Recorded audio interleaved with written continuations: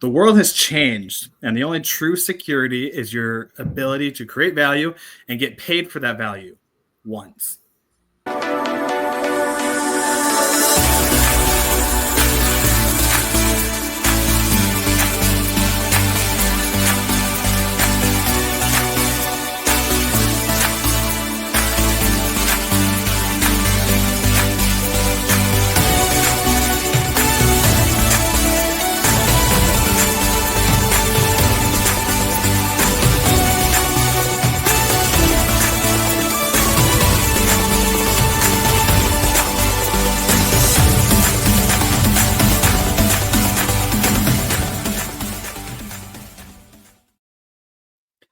Hey, what's up, champions? Welcome to another episode of Champion Reads, where we talk about the best-selling books and their best principles to help you with your best life.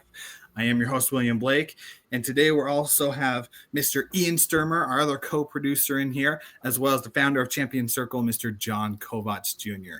And we are very excited because as we are jumping into this new year that we had, we just went through our top 4 books that you as our audience loved watching, and we went over how we've applied it into our life and how other people apply it into their lives.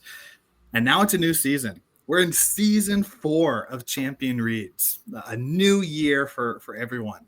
And we thought we should start off this year with launching, with getting our message out there, with when it comes to your business, what needs to happen to be able to make sure it's the best success possible. So what do? We chose a book that I got recommended from a good friend of mine who she is starting her business and was just like, yo, Willie, you need to read this book. And I'm like, say less. So we got this book and we have Launch by Jeff Walker. And I love this book because it goes into the pre-launch, the pre-launch, the launch, and the post-launch. It's not just like one area. It goes into the entirety of from pre-start to the finish. So I'm very excited to be able to talk today with John and Ian and all of us to be able to discuss wonderful topics. And let's just jump right into the first one that we are going to talk about, which is building the anticipation. Kind of like, what I just did. Build the anticipation. We're jumping into a new year. What's the book? Oh, I'm not going to say that yet. We went over top 4. Still not going to say it yet. Oh, we chose this next book. Got it from a friend. You build that anticipation to be able to then, when you say it, everyone's like, woo, yeah, we got this. So I want to hear from John and Ian, from you guys. What's building anticipation? Why is it important when it comes to launching a product? So my friends at volleyball all wanted to get together for this special party. And my wife and I were like, you know what we should do is we should put together a murder mystery party. And so for months, I was butting ears and just telling people, hey, mark your calendar. We're going to do a murder mystery party. We'll do a dinner. We'll do a 20s theme, like roaring 20s. And we'll have everyone over for a good time. And I just started dropping little Easter eggs, and that anticipation made people think and ask me, so when are we going to do it? When are you going to have it?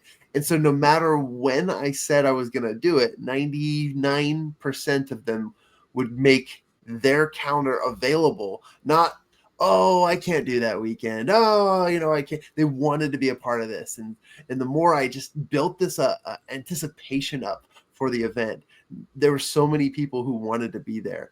And we had a great turnout. The problem with murder mystery parties is that some people are going to ditch last minute, or they're not going to show up, and that ruins it because they have roles. They're part of the process, so it really had to build it to make it happen. And I just realized I should do this with my business, products that we're going to be launching, services that we'll be offering, new newsletters and things that we've got going on. It just makes sense, you guys. So it's a little bit of an example about building anticipation from my end. Yeah, I think you have to build anticipation. Otherwise, there's nothing there. So long time ago, there was a movie that came out called Star Wars. Did really well in the box office. They had a couple sequels to it. Then 150 years later, they came out with a prequel to it. So episode 1. And I remember one of the late night talk shows complaining, said, the problem with this show is there's just no advertisement about it. Everyone's ignoring it, which was a joke because it was plastered everywhere. And there was, even my wife was really excited to see this movie, even though she embarrassingly had never seen any of the first three and knew nothing about Star Wars. She couldn't wait to go see this because of all of the hype built up around it, all that excitement. I want to contrast that to another really great movie that I'm going to recommend to you guys right now. It's called Shaolin Soccer. One of the funniest movies out there. Stephen Chow, great actor, wrote and starred in it. And it just bombed in the US because they just kind of like stuck it out there. No advertisement. No one knew what it was. No one knew what it was about. And it took years before it started to get a cult following, because there was no buildup, there was no pre-launch, there was no excitement. It just was thrown out and no one knew about it. So we want our business to be the Phantom Menace, not Shaolin Soccer. There you go. You heard it here for oh my goodness. You heard it here first, folks. Phantom Menace, that's what we want, not Shaolin Soccer. It's so crazy that I think about movie trailers. The movie that came out most recently that everyone is buzzing about, Wicked. And on New Year's Eve, I think it was New Year's Eve, it went from theaters to on Amazon Prime. And my wife jumped at grabbing it on Amazon Prime. But from the people who saw it, from the trailers that went out, from the Broadway shows and everything, like there was so much buzz around what Wicked was going to be that my wife's like, you have to watch this. My in-laws were like, you have to watch this. Even my brother-in-law, who is not a girl's girl, who like doesn't like musicals, went with his girlfriend, and he's just like, I loved it. And I'm like, okay, I got to go see it. And it's a fantastic movie, and they only got like half of the whole entire Wicked thing. They're going to create a sequel with it. So it's just like creating this buzz, getting this excitement.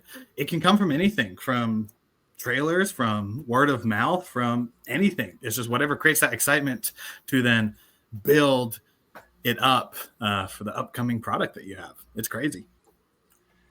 Yeah, I'm a big fan of that process. And I've got to admit, with the Champion Circle business that I've developed over the years, anytime, and I was telling the guys backstage, like there's elements to this that I didn't realize I was doing, but I did it just because I wanted to get people to come and attend and be a part of our launches.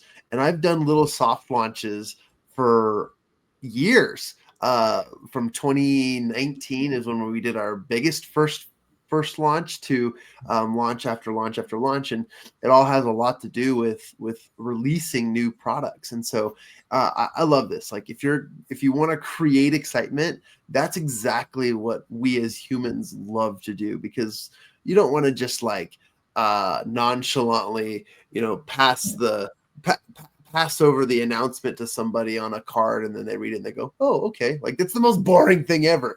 Like you really just want to have a moment, an experience. You have a feeling. I remember the last time I stood in line till 3 a.m. at a Barnes and Noble to get the last Harry Potter book. There was so much anticipation for a product. And would I do that for any other book nowadays? No. Heck no. I love sleep, but the fact that caused me to do it, and maybe it's just because of my younger youth or generation, we love that stuff, but there hasn't been enough excitement in my life to get me to do that. And the closest thing to that has been what Ian said, some of the Star Wars, the prequels that they've launched and so forth, but it's been a while.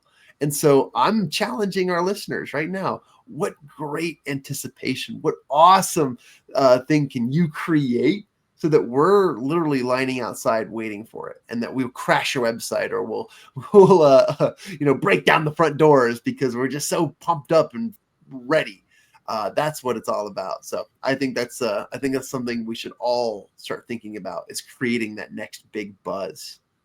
Yeah. Well, let me give you a real life example for that. So Milwaukee-based entrepreneur Scott Badinger who co-wrote a great book called Twitter Works, talking about how Twitter can be used to build business. So he had a business called Streetza Pizza. And he built a Twitter following first, talking about this pizza.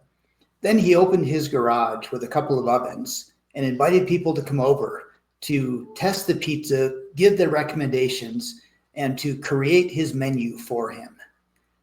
And he had hundreds of people coming through his garage over the space of a couple of weeks or months, trying different pizzas, saying, oh, you need this one, this sauce, this topping, this crust. And he had hundreds of followers for a little pizza truck that he was making. And they were excited about it. They couldn't wait for that launch because they made the menu. They had skin in the game. It was their business, not just his. And even bigger businesses do that. My brother, not long ago, was reminiscing about going to Hershey, Pennsylvania, where he got to taste test a candy bar, said he liked it, and he takes credit for Mr. Good Bar being launched because he told the taste tester, yes, I like this candy bar. He had skin in the game. He got people excited because they were part of the process in building the business. So don't do it alone. Get your customers to participate. And you got to educate them. Like, I think if we're to jump to the next topic with after you build anticipation, sometimes you just got to educate. You got to tell them what's going down because a lot of people don't know what's happening.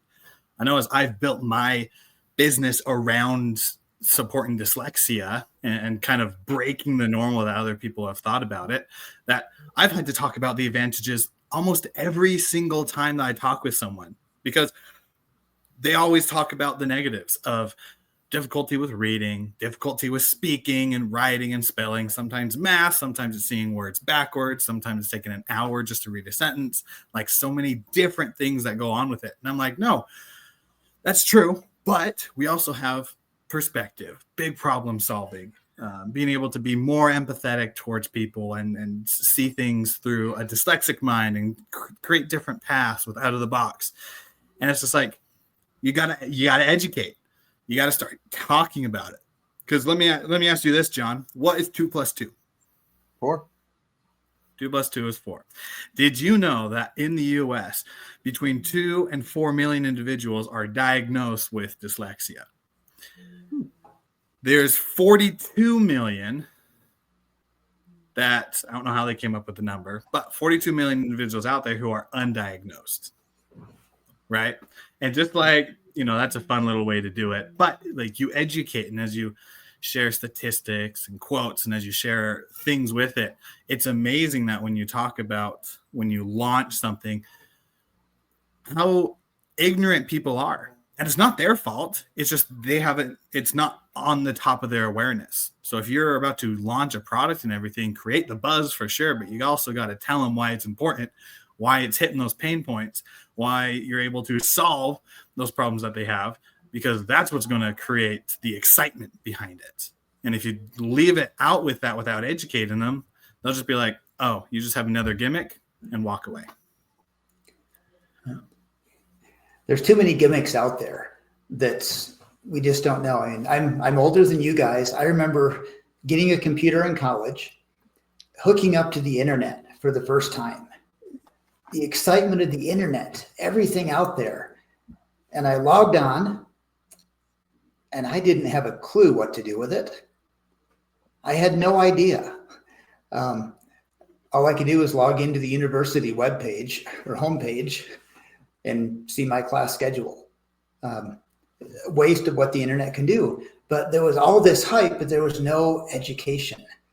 And John's going to call me after this conversation for my next statement. That's where I'm at with AI and Chat GPT. I used it recently to help write an article, and I know it can do all these things. I hear about it all the time, and I pull it up on my phone, and I don't know what to do with it. So there's a hype, but there's got to be an education to know what it's good for. How is it going to change my life? Yeah, I'm a big fan of just all of this. And I'm trying to think of examples, right? Because part of our speed dating is we want to share our own experiences. And I love the education portion of this, because I see in so many examples and elements of my own personal life where this is relevant. But I also see that when you take the time to educate and share with people something, you're seen as a giver, right? Educators are givers. Salespeople are takers, right? Everyone sees a sales human as someone who's a taker, and they're no one likes to be sold, right? But everyone loves to learn. Everyone loves to find out about things that they didn't know. I had no idea about those statistics about dyslexia, although I had a hunch that there are a lot of people who have dyslexia that we just don't know about. I did not know the gravity of that number, and that's a really powerful way to share and show. And I'm blown away. I also know the value of teaching from a perspective of catching people's attention, right? You can almost use the first principle of creating buzz and use it as a method to educating. For example, you tell people, this is an announcement. Are you ready? Creating buzz, creating a little bit of excitement. And then you say, I am going to take a sip of my drink. And now you're like, well, what did I wait for? And then you're like, but let me tell you the importance of that drink. This is not just any drink. And now you want to know what I'm drinking. Now I can tell you a little bit about the facts. And now you're probably thinking, wow, okay, this isn't as hard as a book might make it out to be. Instead, I can be very simple, very easy. This is so applicable. Anyone can launch. And you should be launching everything. I'm thinking everything. Like, I'm reevaluating my whole desk here, and I'm like, okay, I need to launch this today. I just need to focus on the principles of creating excitement, and then following through on the creative side, which is being a giver. And everyone likes to feel what it feels to be a giver, don't you guys? A freaking man. Yeah, absolutely. Building anticipation, educating, like, it's so important. Even more that obviously I'll bring in the third principle, because why not? We are here to share our examples, creating connection with people. People don't want the typical salesperson, because the typical salesperson, I wouldn't even say typical, because I think that the sales industry is getting better with this. But the old salesperson of who comes up and is that car salesman, a little sleazy, might have their like hair slicked back, maybe like, what's up, Joe? You want in the car? I got the best prices right here. This one right here goes for $17,000. I can get it to you for $13 if you sign right here on the dotted line, right? Just as like, quick, I want it. Woo, I sold my first car. But nowadays, like, we've caught on. We've caught on to this like, they're in it for the money. They don't care about you. They just want the biggest paycheck that they can get. I feel like nowadays, that when it comes to like true sales individuals, that we don't see them as sales individuals. They're just humans. They're just experts, right? I don't see Tony Robbins. I don't see Brendan Bouchard. I don't see Jay Shetty or any of those individuals. I don't see them as sales individuals. However, they know how to sell, right? They are just experts to me. I think there's a massive difference between expert and sales, which, funny enough, that massive gap is simply the connection that we do. Is it personal connection? And so, yeah, personal connection, I think, bridges that gap between when you launch something, whether people see you as the sales individual who's trying to make a quick buck, or the expert who truly wants to help people. I think that's a key there. Are you making it personal to the person? Are you selling a product, or are you changing a life? And two of the masters of that, Coca-Cola and McDonald's, their commercials don't really talk about how good their food tastes or their drink tastes. If you want to have friends, you pull out some Coca-Cola and it's a party. You want to hang out with people, you go to McDonald's, and that's where you hang out. It's a feeling, it's an idea, it's a story. It's not a product. because we've got too many products. We want experiences, and it goes to the why. We had a discussion earlier about desire, and what do you desire? What's the why behind it? Well, I want to be popular and have a great social life, so I better order a Coke at McDonald's and my life will be better because that's what I've been taught. And dang it, I kind of believe it because I've been told it so many times. I still go there thinking it's going to be a happy experience. Not to put them down, but yeah, what's the story? What's the connection? What are we looking for, and how do we give that to people? Not the product, but the outcome they want. Well, in the spirit of New Year's, new resolutions, and launching, which is a concept of taking something that hasn't been put out there or is out there but just needs a little bit of a re-entry into the market. I think too many entrepreneurs, especially unexperienced business owners, have this thought that if I send out a newsletter or if I post on social media, it's out there and that's marketing.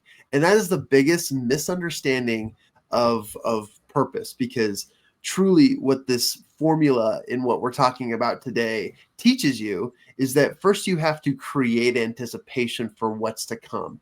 And then you build trust through education, but you double down on that trust-making process by creating engagement. That's what they mean by connection. You can't just put it out there and expect millions of people to comment on your post or line up at the door. You know, Harry Potter took years of developing a story and teaching us what that world was all about and giving us new insights and literally making us wonder and question what is going to happen to this story before any of us ever showed up to buy the next book, because we wanted to know. So in this whole experience and in this example, you really have to focus on engagement, because that is the third step in targeting, launching, developing your trust between the audience you have and the audience you're creating. Too many of us are lazy. Too many of us expect that I posted it, I built it, so they will come mentality. No, just because you post it, no one's going to see. And what I love about social media analytics these days is they will tell you that if you're sitting at somewhere between the 100 to 200 views, you're stuck. And that means no one is seeing your stuff. And if you post 100 of those, sure, you might have 20,000 views over a long period of time, but that's not a lot. Because what it takes to get engagement and build community and drive action is to reach more people. And you reach people by people talking about your stuff to other people. And that's what creates fun, valuable connections between other people. So there's some really, really cool advice on how to launch, how to get started, and what to do. And man, I'm just, can we end this so that I can go launch something? Like, I literally just want to go and take these ideas and run with them. They make my hair stand up on my neck because I'm like, yes, this makes sense. And it's so simple. Anyone can do it. Oh, man, that's such a great lesson, because I'm learning that too. When you post a single piece of content, you're not out there. It's only seen by barely anybody. And especially if you're not niche down and it's individuals who are just scrolling through, they might quickly just scroll through your video and that counts as a view. Nah, bro, that's not how it works. If you want to get the people to know who you are, to be able to get your product, and as you go out and start connecting and engaging people, to be able to share your why and passion with them, you got to be consistent with it. Because as you're consistent with it, those daily actions then start building up towards other people. Most people, like YouTube probably is the best example, because they are focused on quality, not quantity. You got to be consistent and you got to be posting. And when you do, you're not going to get 1 million subscribers day one or day two. It might take years and years before you get those. But then once you get them, you build this audience off connection, off educating them. Like you're building anticipation. You're taking all these principles that you're launching into the product that you're pushing out there. And it's just crazy to me that the pre-launch is so important before you push your product out, because you want as many people to know before it comes out, so that once it comes out, everybody's there to grab it. Couldn't agree more. Yeah, absolutely. Yeah, I'm just going to close with that. You're right. Yeah. Any final thoughts before we wrap this up with it? I'll just jump in and say, congratulations to your future self. You're ready. You have ideas. Take the information you've received and run with it. There's no better time. There's no better opportunity. And there's no better starting line than now. Begin, launch, get excited, find a new strategy, technique, and way to just build connections. That's really what it's all about and what it comes down to. You get to earn by yearning to develop relationships with other people. And that's bottom line. So there you go, baby. Let's go. Yeah. I'll just follow up there that there's never in the history of mankind been an easier time to create something new, to build something new, to make it grow.